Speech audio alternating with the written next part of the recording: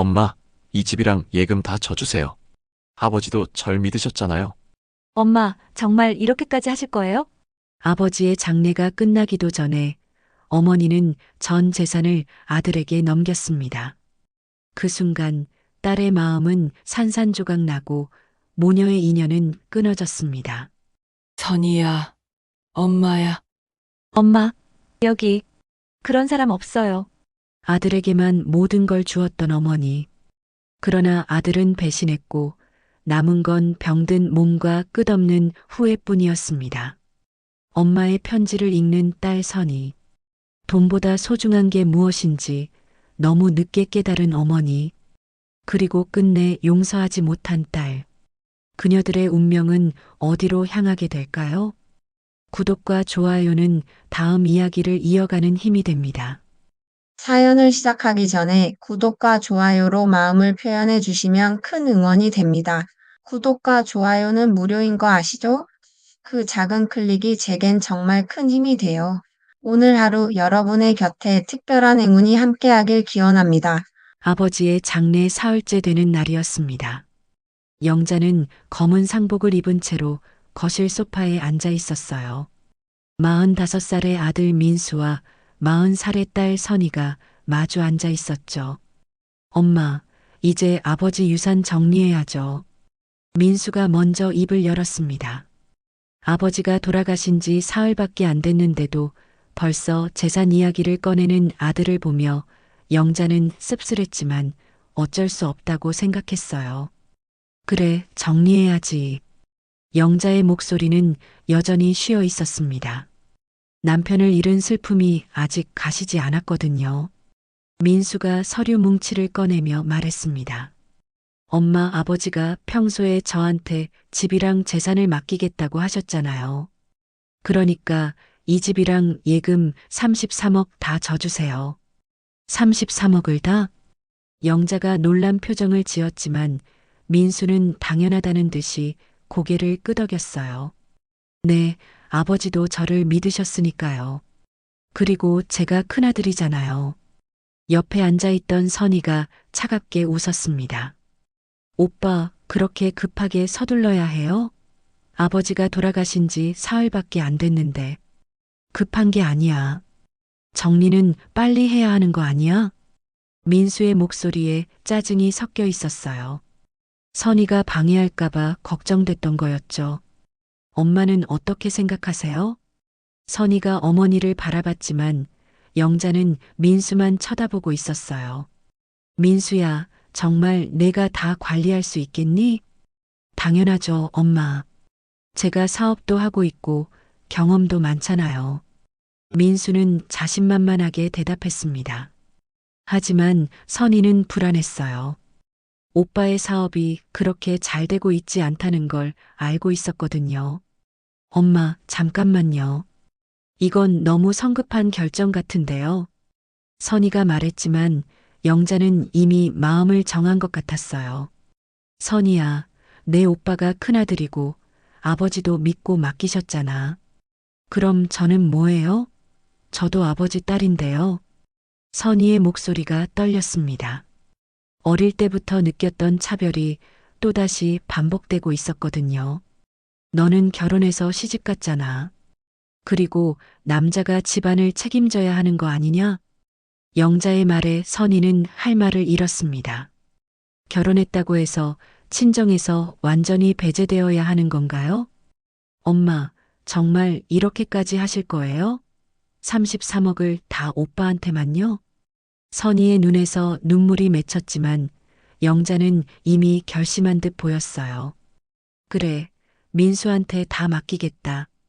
영자가 도장을 꺼내자 민수는 기뻐하며 서류를 내밀었습니다. 엄마, 잘 결정하셨어요. 제가 꼭 잘 관리할게요. 영자는 주저없이 도장을 찍었습니다. 한 번, 두 번, 세 번. 모든 재산이 민수에게 넘어가는 순간이었어요. 선희는 그 모습을 지켜보며 차갑게 미소를 지었습니다. 웃음 속에 절망이 섞여 있었거든요. 엄마, 정말 후회 안 하실 거예요? 후회할 게 뭐가 있어? 내 아들이 잘할 거야. 영자의 확신에 찬 목소리를 들으며 선희는 마음속으로 결심했어요. 이제 정말 끝이구나. 나는 이 집안에서 완전히 남이 됐어.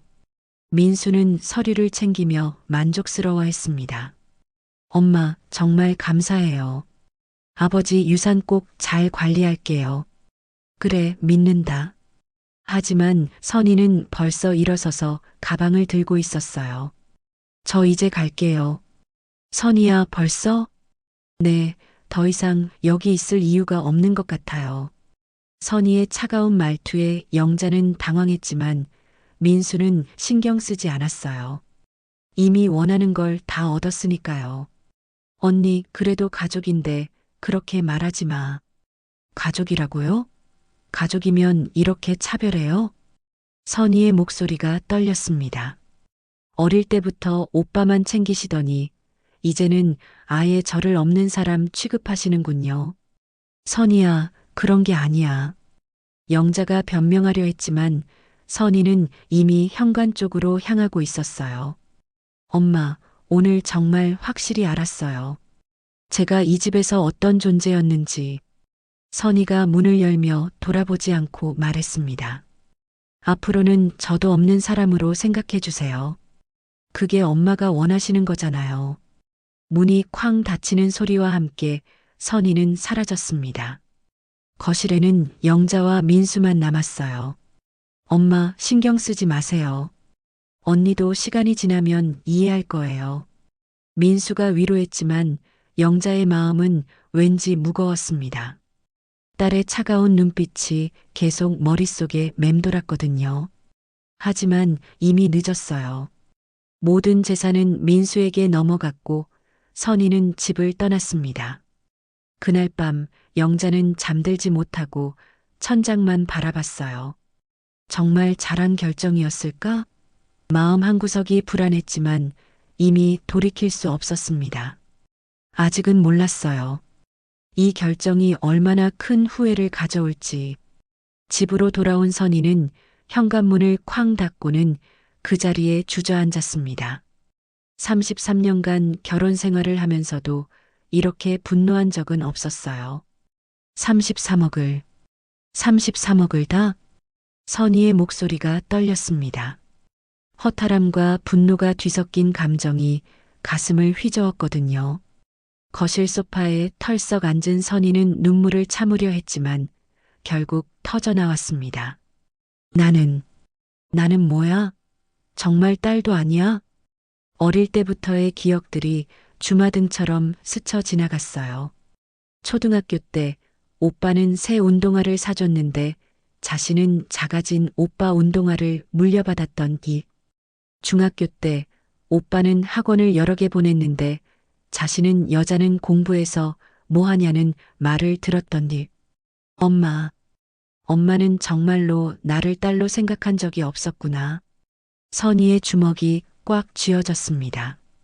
고등학교 때의 일이 떠올랐어요. 대학 진학을 포기하고 취직해서 오빠 대학 등록금을 보태라고 했던 어머니. 그때도 선희는 참았어요. 가족이니까라는 이유로. 가족이라고? 가족이 이래? 선희가 소리쳤습니다. 혼자 있는 집에서 터져나온 외침이었어요. 결혼할 때도 마찬가지였어요. 오빠 결혼할 때는 수천만 원을 들여서 성대하게 치렀는데 자신의 결혼식은 딸은 시집 가면 남의 집 사람이니까 하면서 간소하게 했던 기억. 나도 똑같은 자식인데 왜 이렇게 차별해? 눈물이 볼을 타고 흘러내렸지만 선희는 더 이상 슬프지 않았어요. 분노만 남았거든요. 신혼 초 시댁에서 힘들어할 때도 친정에서는 내가 참아야 한다.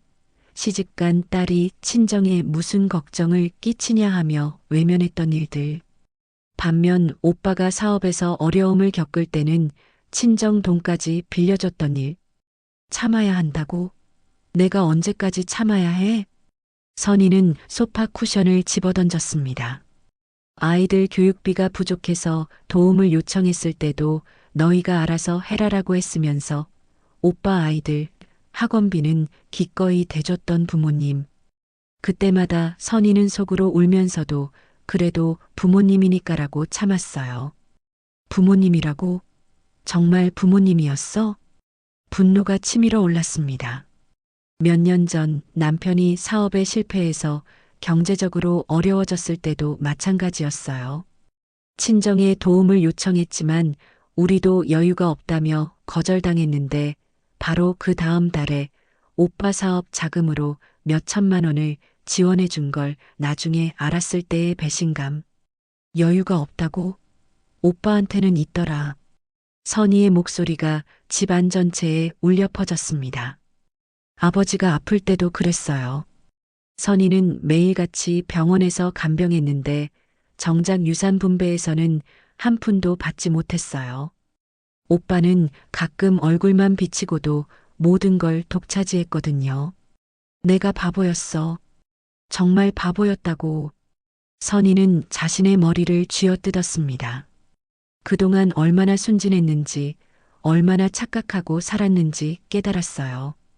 부모의 사랑을 받을 수 있다고, 언젠가는 인정받을 수 있다고 믿었던 자신이 한심했거든요. 33억. 33억을 다 오빠한테만? 숫자가 실감나기 시작했습니다. 그 돈이면 자식들 교육비도 해결하고 남편 사업도 다시 일으킬 수 있었을 텐데. 하지만 더 화나는 건 돈이 아니었어요. 자신을 완전히 무시하고 배제한 어머니의 태도였죠. 나는 정말로 없는 사람이었구나. 선희의 가슴이 미어졌습니다. 어머니가 도장을 찍을 때의 그 주저하지 않는 모습, 자신의 항의에도 전혀 흔들리지 않던 확고한 태도. 그것이 어머니의 진심이었던 거예요. 좋아. 정말 좋아. 선희가 일어나서 휴대폰을 집어들었습니다. 어머니 전화번호를 보다가 그냥 삭제해버렸어요. 이제부터 나도 엄마 없는 사람으로 살 거야. 친정집 주소록도 찢어버렸습니다. 오빠 연락처도 삭제했어요. 가족?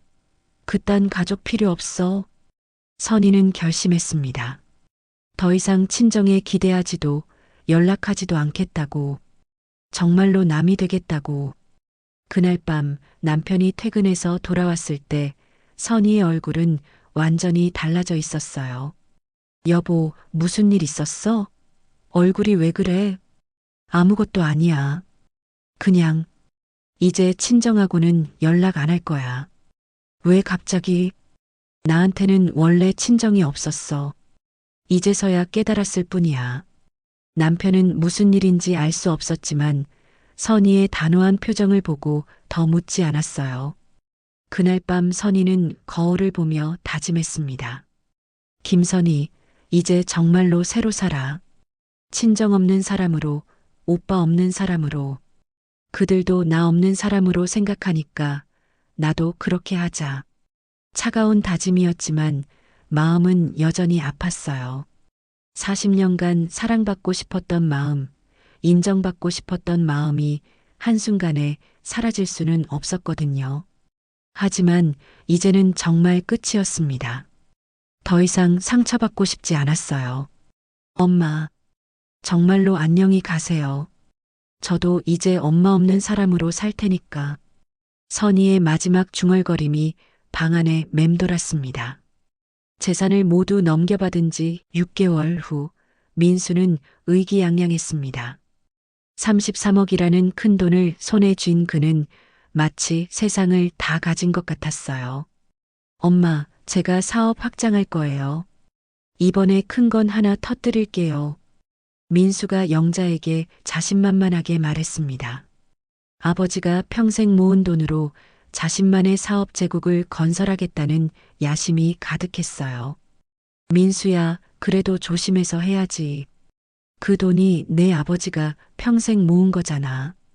영자가 걱정스럽게 말했지만 민수는 듣지 않았습니다. 엄마, 걱정하지 마세요. 제가 사업 경험이 얼마나 많은데요. 1년 안에 2배로 불려드릴게요. 민수는 건설업에 뛰어들었습니다.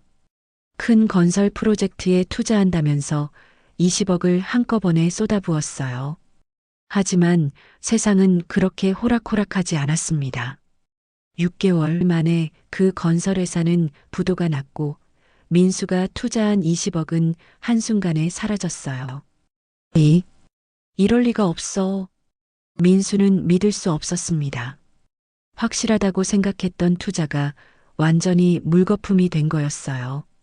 하지만 더 큰 문제가 기다리고 있었습니다. 남은 13억으로 손실을 만회해 보려고 했지만 조급한 마음에 더 위험한 투자에 손을 댔거든요. 주식, 선물거래, 심지어 가상화폐까지. 민수는 빠른 시간에 돈을 벌겠다는 욕심에 사로잡혀 있었어요. 이번엔 확실해. 이번 주식은 무조건 오른다고. 하지만 현실은 냉정했습니다. 주식은 폭락했고 선물 거래에서도 큰 손실을 봤어요. 1년이 지나자 33억 중 25억이 날아갔습니다. 안 돼. 이럴 수가. 민수는 패닉 상태였어요. 어머니에게 보고할 면목이 없었거든요. 그래서 선택한 게 도박이었습니다. 한 방에 다 만회하자. 민수는 카지노를 찾았습니다. 남은 8억으로 대박을 노린 거였어요. 하지만 도박의 결과는 뻔했습니다. 첫날에 2억을 잃었습니다. 둘째 날에는 3억을 더 잃었어요. 그래도 민수는 멈추지 않았습니다. 다음 판에서 다 따면 돼. 하지만 도박의 늪은 깊었습니다. 일주일 만에 남은 돈을 모두 날렸어요. 33억이다? 민수는 빈 통장을 보며 절망했습니다. 아버지가 평생 모은 돈이 2년 반 만에 완전히 사라진 거였어요. 더 절망적인 건 도박빚까지 생겼다는 거였습니다. 카지노에서 빌린 돈이 5억이나 되었거든요.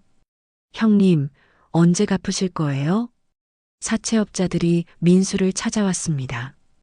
험상궂은 얼굴의 남자들이 민수를 윽박지르기 시작했어요.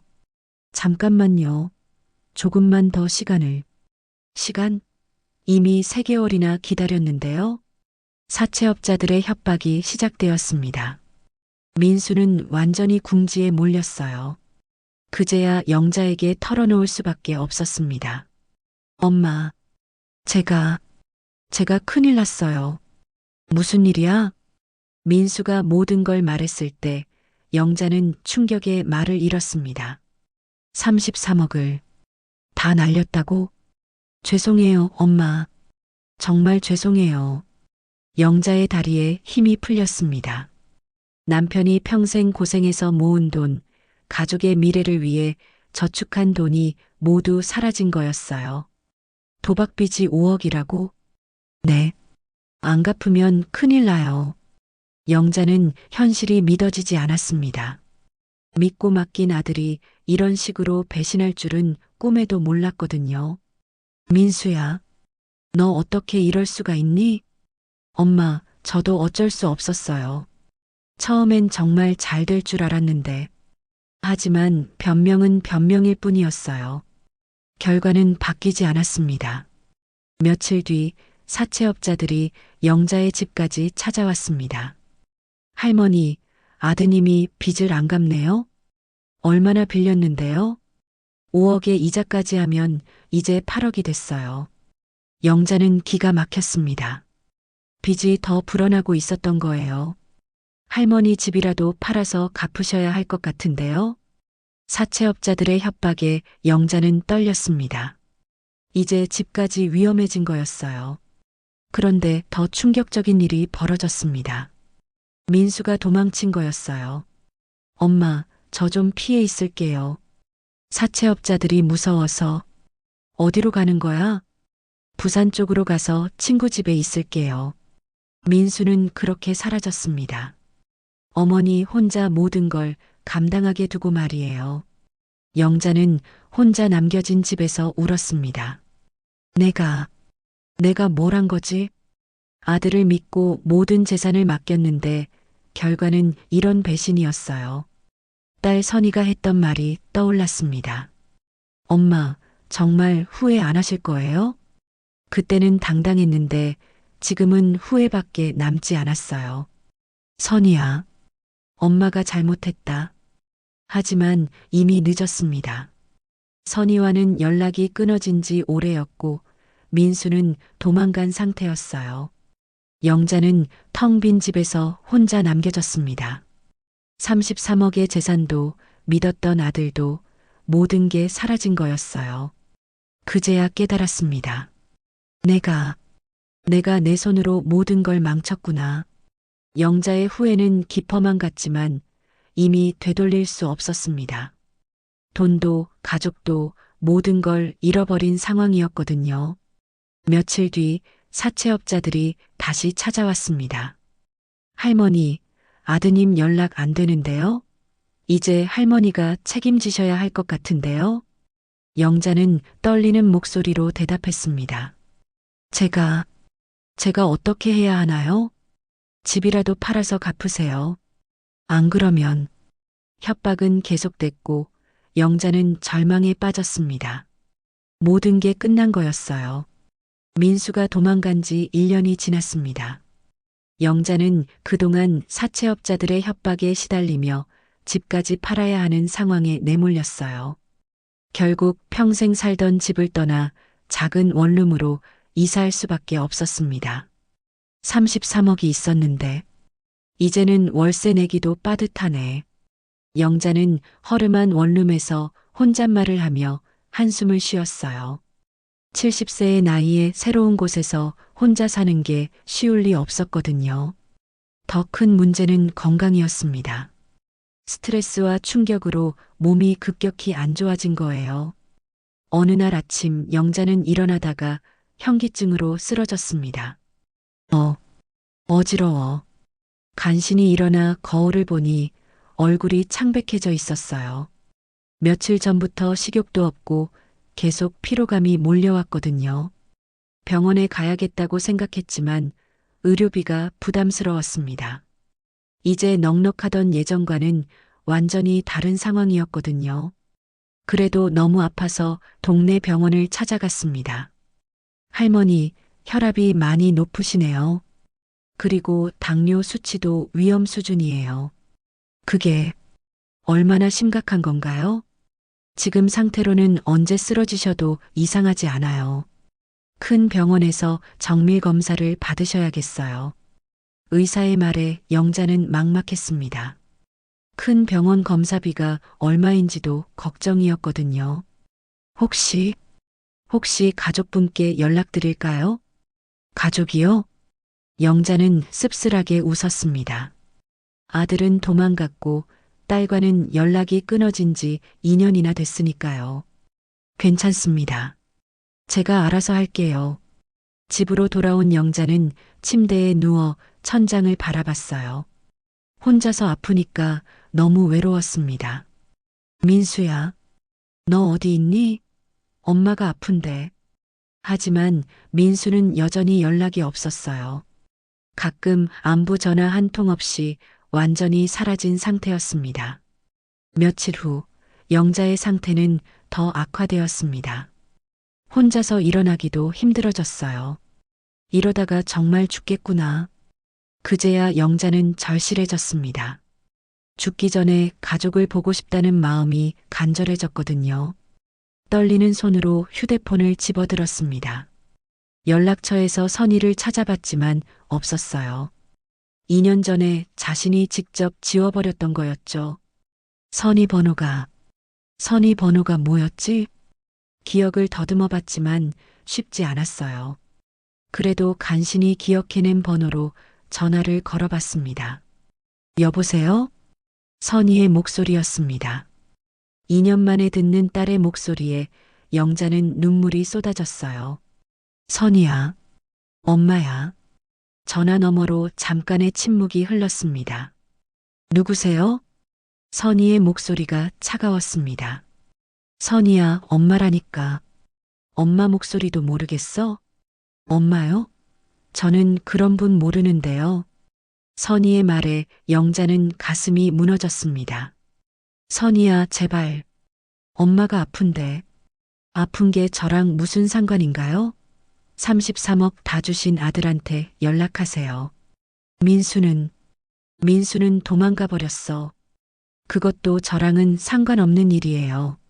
선희의 냉정한 반응에 영자는 더욱 절망스러웠습니다. 선희야, 제발 한 번만 엄마 보러 와줄래? 왜요? 33억 받을 때는 저 없어도 괜찮다고 하셨잖아요. 그건 엄마가 잘못 생각했어. 잘못 생각하셨다고요? 아들한테 33억 다 주면서요? 선희의 목소리에 분노가 섞여 있었습니다. 선희야, 엄마가 잘못했어. 정말 잘못했다고. 지금 와서 잘못했다고 하시면 뭐해요? 이미 늦었어요. 늦지 않았어. 아직 늦지 않았어. 영자가 간절히 애원했지만 선희는 단호했습니다. 엄마, 2년 전에 이미 끝났어요. 저도 엄마 없는 사람으로 살고 있으니까 엄마도 딸 없는 사람으로 사세요. 선희야. 하지만 전화는 이미 끊어져 있었습니다. 영자는 휴대폰을 붙들고 흐느꼈습니다. 내가 뭘 한 거지? 왜 이렇게 됐지? 그날 밤 영자는 잠을 이루지 못했어요. 선희의 차가운 목소리가 계속 귓가에 맴돌았거든요. 며칠 후 다시 전화를 걸어봤습니다. 선희야, 또 엄마야. 또 왜 전화하세요? 엄마가 정말 아픈데. 혼자서는 병원도 못 가겠어. 그럼 민수 오빠한테 연락하세요. 33억 받은 사람한테요. 민수는 연락이 안 돼. 도망가 버렸다니까. 그것도 엄마가 선택하신 거잖아요. 선희는 여전히 냉정했습니다. 선희야, 제발. 딸이라고 부르지 마세요. 엄마한테는 아들밖에 없잖아요. 또다시 전화가 끊어졌습니다. 영자는 절망했습니다. 딸마저 완전히 등을 돌린 거였어요. 일주일 후 영자는 결국 쓰러져서 응급실에 실려갔습니다. 의식을 잃고 혼자서 쓰러진 채로 이웃이 발견한 거였어요. 보호자가 계신가요?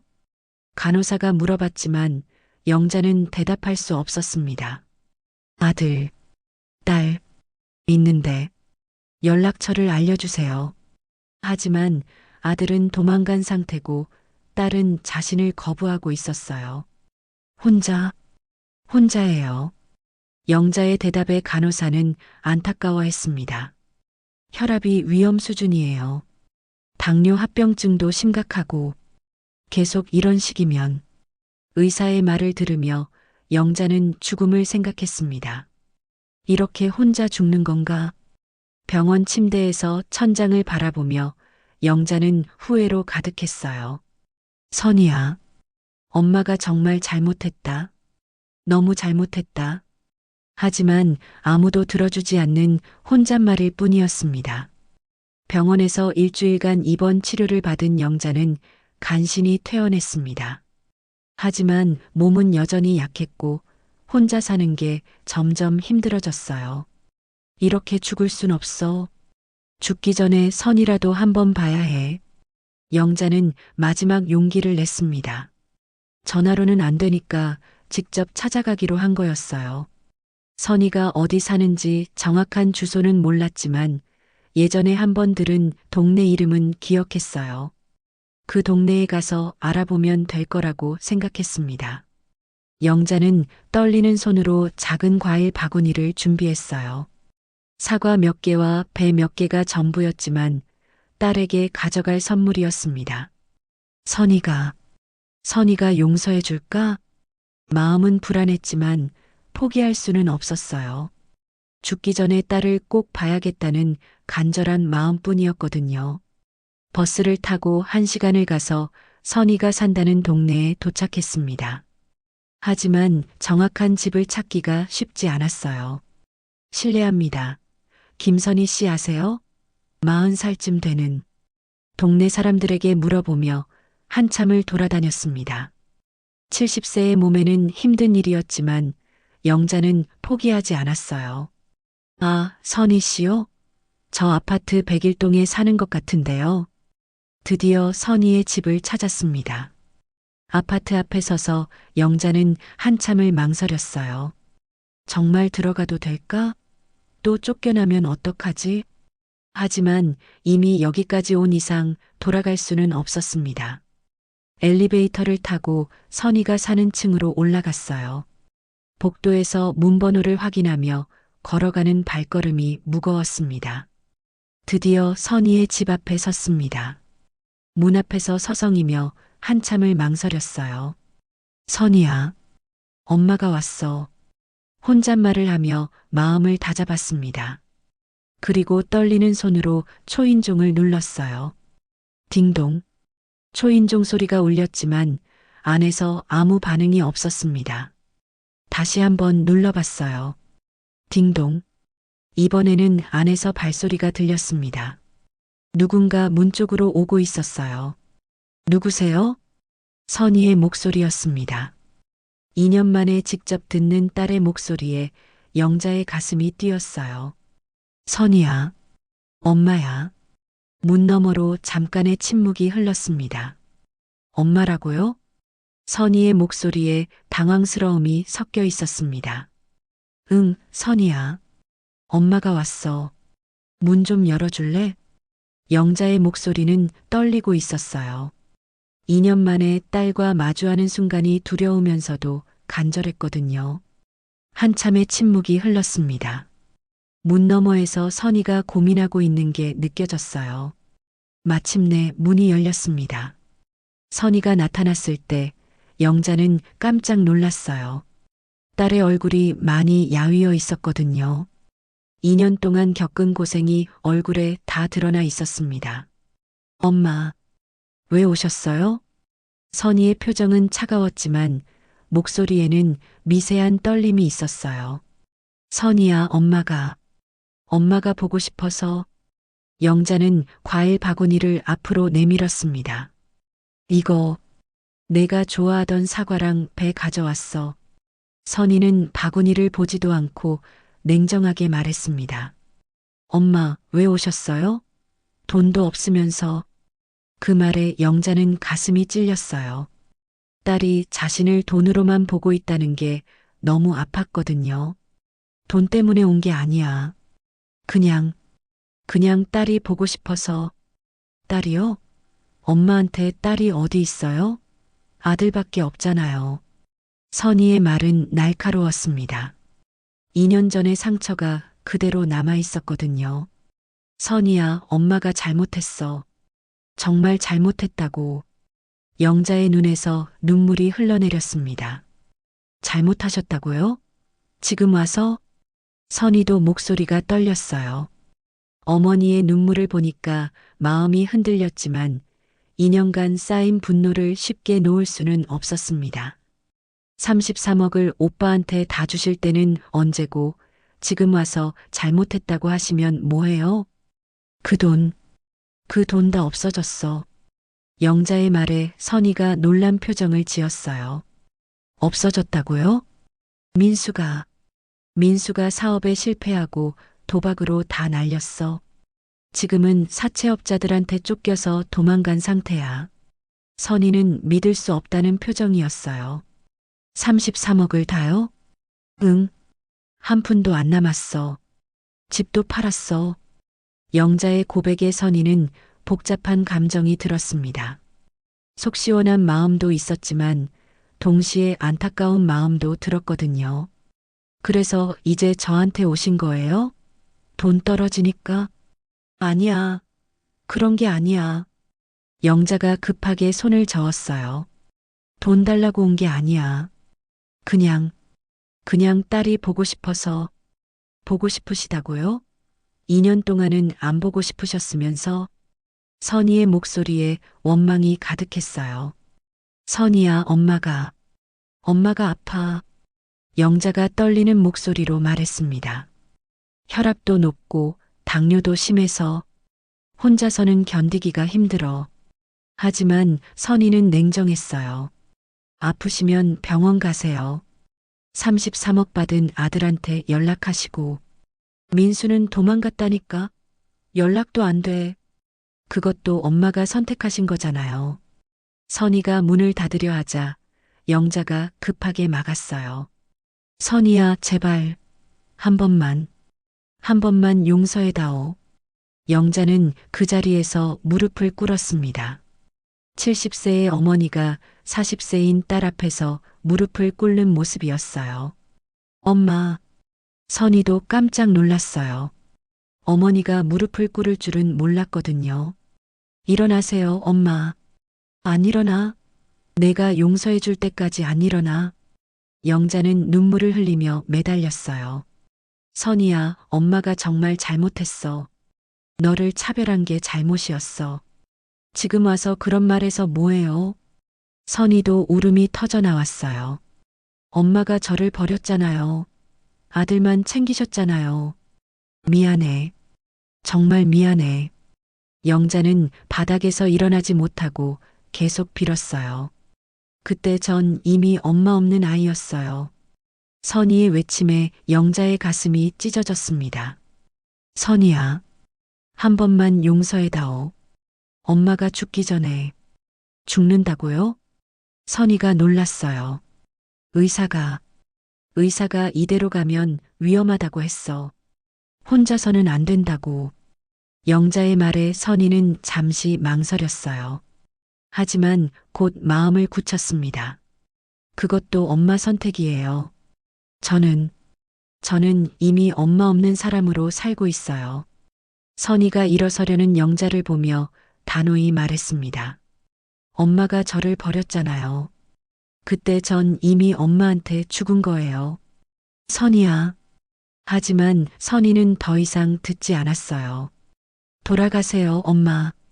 다시는 오지 마세요. 영자의 마음이 무너졌습니다. 마지막 희망마저 사라진 거였어요. 선희야. 딸아. 하지만 문은 이미 닫혀 있었습니다.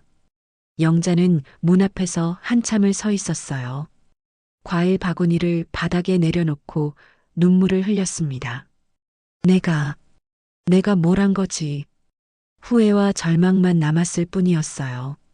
선희의 집에서 돌아온 영자는 며칠 동안 아무것도 할 수 없었습니다. 딸의 차가운 말들이 계속 머릿속을 맴돌았거든요. 엄마한테 저는 이미 죽은 거예요. 선희의 마지막 말이 가슴에 비수처럼 박혀 있었어요. 일주일이 지나도 영자는 집에서 나오지 않았습니다.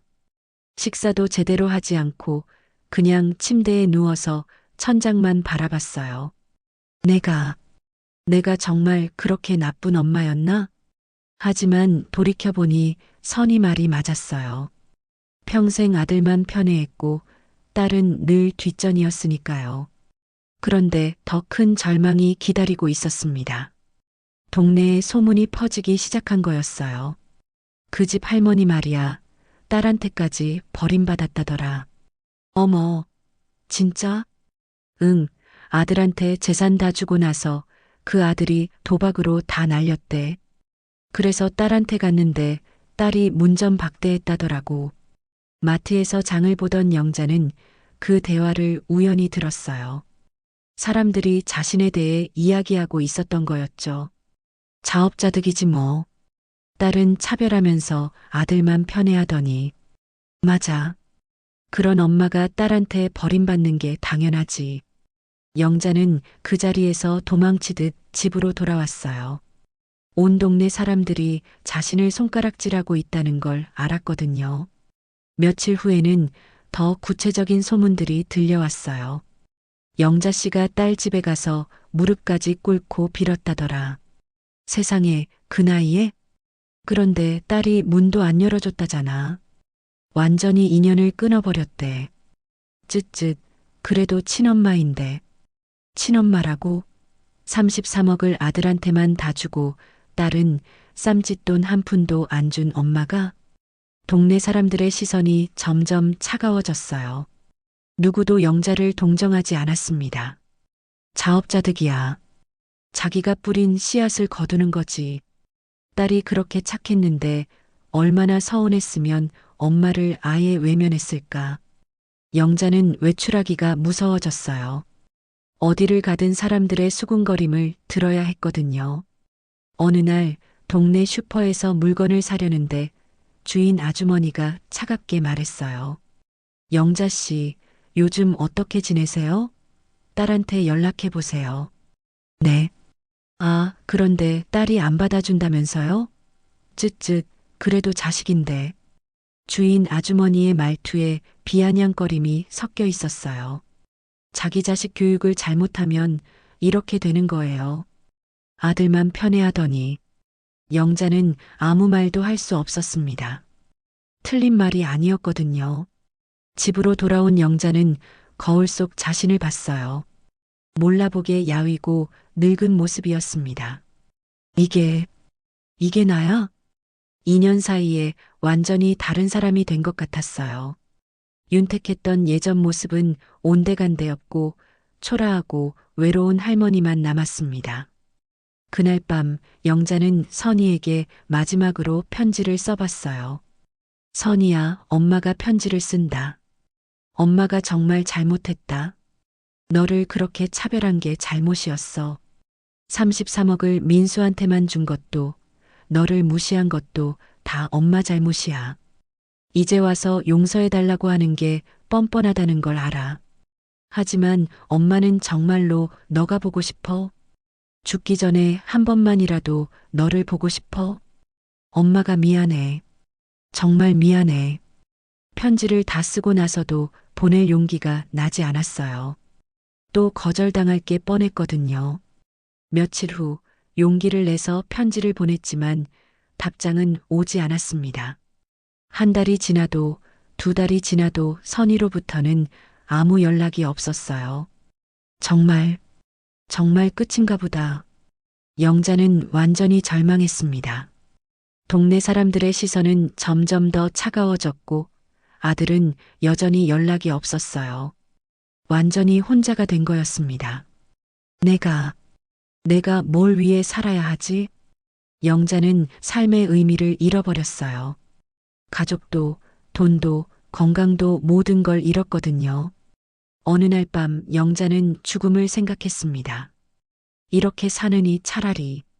하지만 죽을 용기도 없었어요. 그냥 하루하루 견디며 사는 것이 전부였습니다. 그러던 어느 날 동네 할머니 하나가 영자에게 말했어요. 영자야, 그래도 자식은 자식이야. 내가 먼저 연락해봐. 이미 해봤어요. 전화도 안 받고 편지도 답장이 없고. 그럼 직접 또 가봐. 자식 마음이 어디 가겠어. 하지만 영자는 고개를 저었어요. 안 돼요. 이미 다 끝났어요. 끝났다니 무슨 소리야. 엄마 자식 사이에 끝이 어디 있어. 할머니의 말에 영자는 씁쓸하게 웃었습니다. 있어요. 내가 그 끝을 만들었어요. 영자는 이제 정말로 깨달았어요. 자신이 얼마나 큰 실수를 했는지, 그리고 그 결과가 얼마나 참담한지를. 돈이 다가 아니었는데 33억이라는 큰 돈에 눈이 멀어서 진짜 소중한 걸 놓쳤던 거예요. 딸의 사랑, 가족의 정, 그런 것들 말이죠. 난 엄마가 아니었구나. 영자의 눈빛은 공허했습니다. 이제 남은 건 후회뿐이었어요. 그날 밤 영자는 하늘을 올려다보며 중얼거렸습니다. 여보, 내가 당신 돈을 다 망쳤어. 그리고 우리 딸도 잃었어. 미안해. 하지만 대답해줄 사람은 아무도 없었습니다. 3달이 더 지났습니다. 영자의 건강은 계속 악화되었고 이제는 걸어 다니는 것도 힘들어졌어요. 혈압약과 당뇨약을 먹어도 효과가 별로 없었습니다. 이제 정말 오래 못 살 것 같구나. 어느 날 아침 영자는 거울을 보며 자신도 놀랐어요. 얼굴이 너무 야위어서 유령 같았거든요. 그날 오후 동네 의원에서 충격적인 말을 들었습니다. 할머니, 이대로 가면 정말 위험해요. 큰 병원에서 정밀 검사 받으셔야겠어요. 얼마나 위험한가요? 솔직히 말씀드리면 몇 달 못 가실 수도 있어요. 의사의 말에 영자는 충격을 받았습니다. 죽음이 이렇게 가까이 와 있을 줄 몰랐거든요. 집으로 돌아온 영자는 서랍에서 낡은 사진첩을 꺼냈어요. 선희가 어렸을 때 찍은 사진들이 가득했습니다. 이때는 참 예뻤는데 5살 때의 선희가 환하게 웃고 있는 사진을 보며 영자는 눈물을 흘렸어요. 이때 내가 더 사랑해줬어야 했는데 초등학교 입학식 사진도 있었어요. 선희는 새 옷을 입고 기뻐하고 있었는데 그 옆에 서 있는 자신은 왜 그렇게 시큰둥한 표정이었을까요? 왜 그때 더 기뻐해주지 못했을까? 중학교 졸업식 사진에서는 선희가 상을 받고 있었어요. 성적 우수상이었는데 그때도 영자는 여자가 공부해봤자 뭐하냐고 말했던 기억이 났습니다. 내가 정말 나쁜 엄마였구나. 결혼식 사진도 있었어요. 선희는 웨딩드레스를 입고 행복해 보였지만 영자는 그날도 시집가는 딸은 남의 집 사람이라며 냉정했던 기억이 났습니다. 사진을 보면 볼수록 후회가 밀려왔어요. 딸에게 했던 차가운 말들, 차별적인 대우들이 하나하나 떠올랐거든요. 그날 밤 영자는 마지막 결심을 했습니다. 죽기 전에 한 번 더 가보자.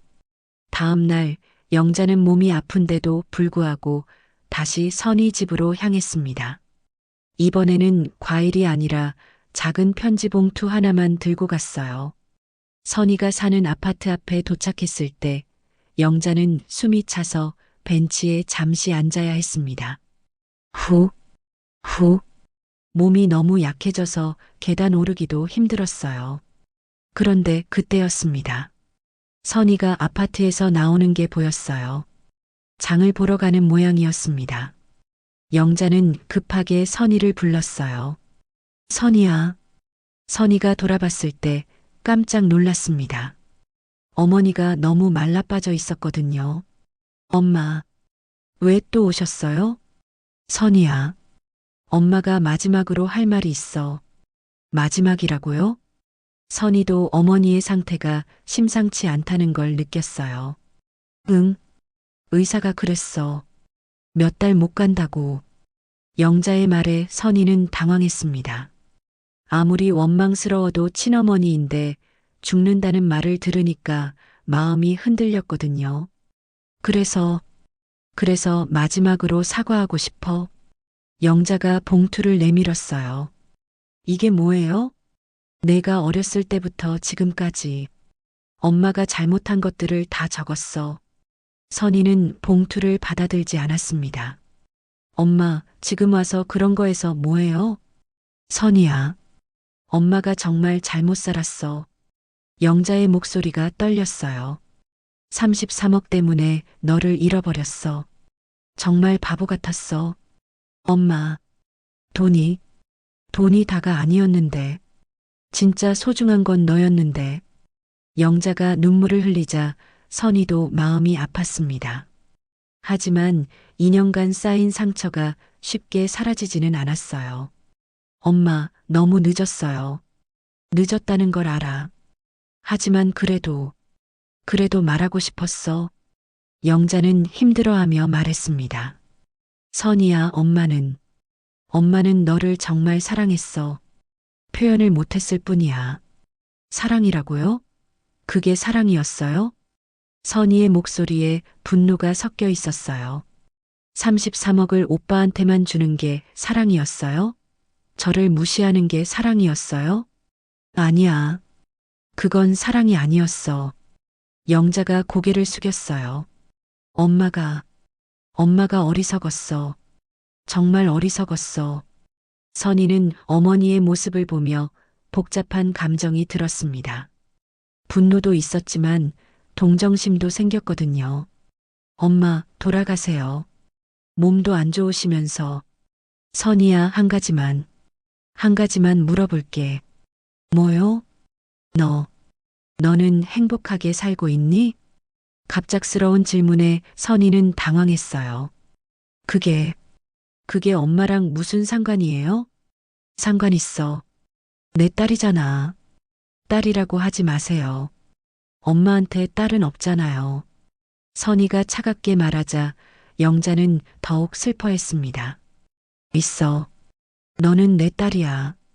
내가 아무리 못된 엄마여도 너는 내 딸이야. 엄마. 선희야, 엄마 용서 못해도 좋아. 대신 행복하게만 살아줘. 영자는 봉투를 바닥에 내려놓고 돌아서려 했어요. 엄마, 잠깐만요. 선희가 불렀지만 영자는 돌아보지 않았습니다. 나는 엄마 자격이 없어. 하지만 너는 내 딸이야. 평생 내 딸이야. 영자가 사라진 후 선희는 한참을 그 자리에 서 있었어요. 그리고 바닥에 떨어진 봉투를 주워들었습니다. 집으로 돌아온 선희는 봉투를 열어봤어요. 거기에는 어머니의 진심 어린 편지가 들어 있었습니다. 선희야, 내가 세상에서 제일 보고 싶었다. 미안하다. 사랑한다. 편지를 다 읽은 선희는 눈물을 흘렸어요. 어머니의 진심을 느꼈거든요. 하지만 여전히 마음의 벽은 높았습니다. 엄마, 왜 이제서야? 그날 밤 선희는 잠들지 못하고 어머니 생각에 잠겼어요. 과연 이대로 끝내는 게 맞는 걸까요? 하지만 답을 찾기에는 너무 늦어버린 것 같았습니다. 영자와 만난 지 일주일이 지났지만 6개월 선희는 계속 어머니 생각에 잠겨 있었습니다. 어머니가 남긴 편지를 몇 번이고 다시 읽어봤어요. 편지에는 선희가 어렸을 때부터의 일들이 자세히 적혀 있었습니다. 선희야, 내가 5살 때 그림 그려서 엄마한테 보여줬는데 엄마가 바쁘다고 제대로 안 봐줬지? 그때 너 얼마나 속상했을까? 미안해. 초등학교 때 너 상 받았는데도 엄마가 별로 기뻐하지 않았지? 속으로는 자랑스러웠는데 표현을 못했어. 정말 미안해. 중학교 때 너 새 옷 사달라고 했는데 오빠 것만 사줬지? 여자는 꾸미면 안 된다고 했던 엄마가 잘못이었어. 하나하나 읽을 때마다 선희의 눈에서 눈물이 흘러내렸어요.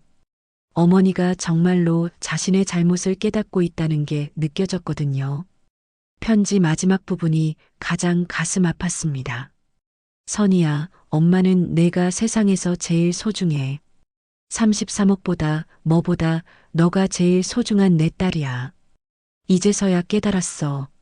너무 늦었지만 엄마가 정말 사랑한다. 죽기 전에 한 번만 더 너를 안아보고 싶어. 하지만 그럴 자격이 없다는 걸 알아. 그래도 너는 평생 내 딸이야. 사랑해. 편지를 다 읽은 선희는 남편에게 말했어요. 여보, 엄마가 많이 아픈 것 같아. 그래. 어떻게 아픈데?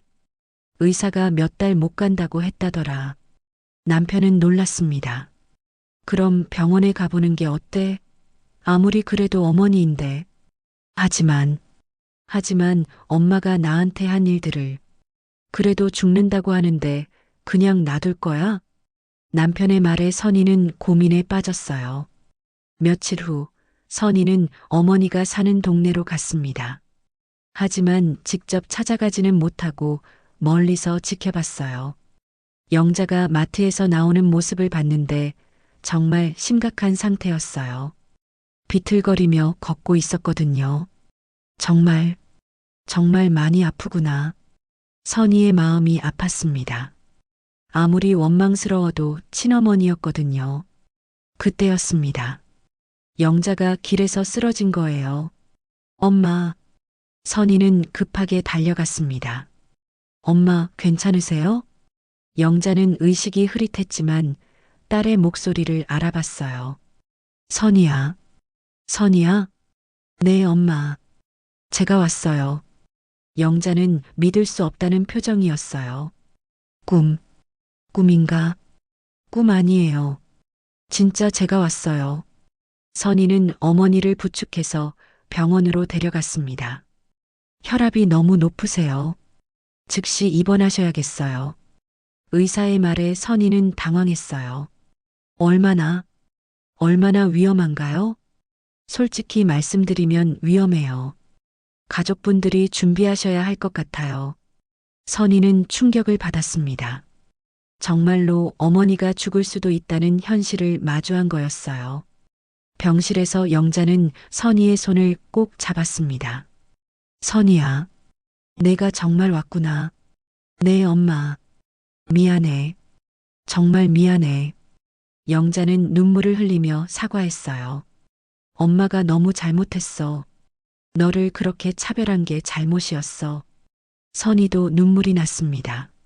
엄마, 선희야, 엄마 용서 못해도 좋아. 하지만 엄마가 너를 사랑했다는 것만은 기억해줘. 엄마, 그런 말 하지 마세요. 선희는 어머니의 손을 꼭 잡았어요. 2년간 쌓인 분노가 조금씩 녹아내리고 있었습니다. 저도 엄마가 보고 싶었어요. 정말? 네, 아무리 화가 나도 엄마는 엄마였어요. 영자는 기뻐서 울었습니다. 고마워. 정말 고마워. 그날부터 선희는 어머니 병실을 지켰어요. 미음도 끓여주고 약도 챙겨주고 병원에서 밤을 새웠습니다. 선희야, 너 힘들지 않니? 집에 가서 쉬어도 돼. 괜찮아요, 엄마.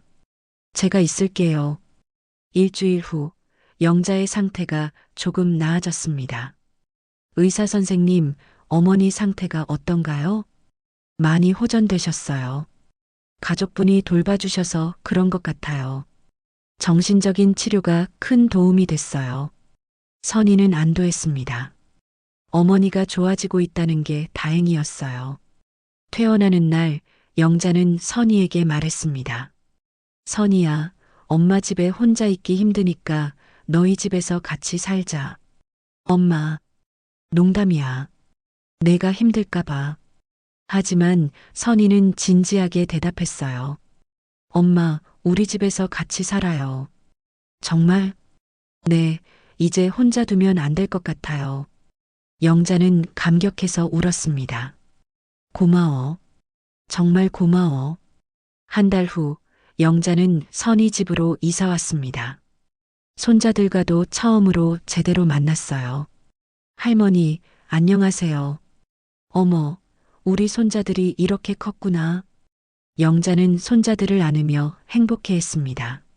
선희야, 이제 정말 행복해. 저도요, 엄마. 저녁 식사를 같이 하면서 영자는 말했어요. 선희야, 엄마가 앞으로 살 날이 얼마 안 남았을 수도 있어. 하지만 너와 화해할 수 있어서 정말 다행이야. 엄마, 오래오래 사셔야 해요. 이제 시작인걸요. 그래, 손자들 키우는 것도 봐야지. 모녀는 서로를 보며 미소를 지었습니다. 몇 달 후, 영자의 건강은 많이 좋아졌어요. 선희의 정성스러운 간병 덕분이었습니다. 엄마, 오늘 날씨 좋네요. 산책하실래요? 그래, 우리 손자들도 같이 가자. 영자는 선희와 손자들과 함께 공원을 산책했어요. 2년 전에는 상상할 수 없었던 행복한 모습이었습니다. 선희야, 엄마가 정말 미안했어. 이제서야 진짜 가족이 된 것 같아. 네, 엄마. 저도요. 앞으로는 좋은 엄마가 될게. 좋은 할머니가 될게. 엄마는 이미 좋은 엄마예요. 선희는 어머니의 손을 꼭 잡았어요. 그날 밤 영자는 하늘을 보며 중얼거렸습니다. 여보, 우리 딸을 되찾았어. 정말 다행이야. 이제 마음 놓고 갈 수 있을 것 같아. 하지만 선희가 그 말을 들었어요. 엄마, 어디 가신다고 해요? 이제 시작인데요. 그래, 맞아. 이제 시작이야. 영자는 딸과 함께하는 새로운 인생을 시작했습니다. 비록 늦었지만 진정한 모녀의 사랑을 찾은 거였어요. 때로는 너무 늦었다고 생각되는 순간에도 희망은 있다. 진심 어린 사과와 용서가 만날 때 기적은 일어난다. 그녀들은 이제 진정한 가족이 되었습니다. 오늘 사연 어떠셨나요? 사연을 끝까지 함께 해주셔서 감사합니다. 구독과 좋아요로 마음을 표현해 주시면 큰 응원이 됩니다. 구독과 좋아요는 무료인 거 아시죠? 오늘 하루 여러분의 곁에 특별한 행운이 함께하길 기원합니다. 구독과 좋아요 꼭 눌러주세요. 다음에 더 좋은 사연으로 찾아뵙겠습니다.